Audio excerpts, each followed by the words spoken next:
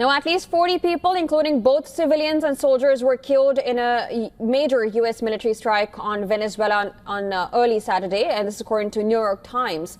The report cites a senior Venezuelan official with access to early casualty figures. The strike was part of a dramatic overnight operation that resulted in the capture of the Venezuelan president, Nicolas Maduro.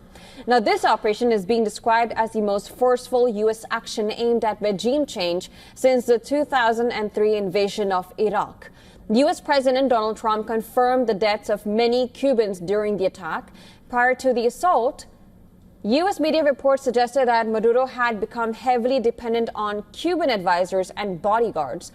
While neither Venezuela nor the U.S. has officially released the exact death toll from the early morning strike, President Trump said that no American casualties were reported.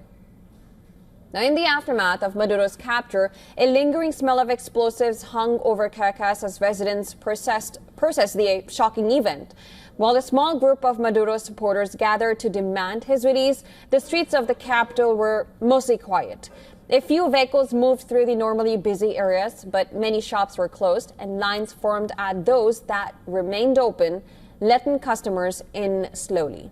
Security in the city was tight, with black-clad agents patrolling the streets carrying along guns. It was frightening, very frightening. I've never experienced such bombardments before. It was terrifying. The buildings were shaking. I disagree with their invasion of Venezuela. The current situation is deeply worrying. The U.S. attack is an assault on all Venezuelans, affecting everyone, both at the commercial and corporate levels. Today, everything has come to a standstill. Eyewitness video shows damage to an airport in Venezuela following a U.S. strike, capturing debris, burnt-out machine, aircraft, and building. The damage matched satellite images as multiple sites were targeted. Fort Tiuna, the largest military complex in Venezuela located in southern Caracas, was also targeted.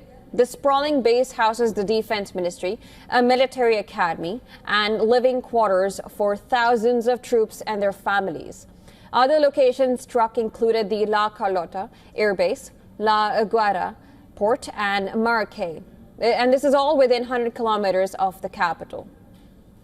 Colombia has stepped up security along its borders now, with Venezuela deploying tanks and armed troops typically used in counter-guerrilla operations. President Gustavo Petro has clashed with U.S. President Donald Trump over a months-long military buildup in the region. Petro's government is also warning of a potential humanitarian crisis as large numbers of migrants continue to cross into Colombia from Venezuela.